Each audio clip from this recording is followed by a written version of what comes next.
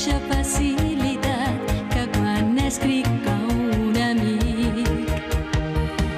Ara m'adono que ens calia temps per conèixer-nos millor, per confiar l'un en l'altre.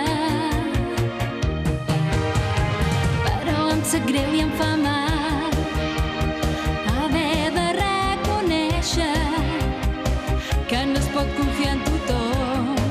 L'amor es demana que t'estimi.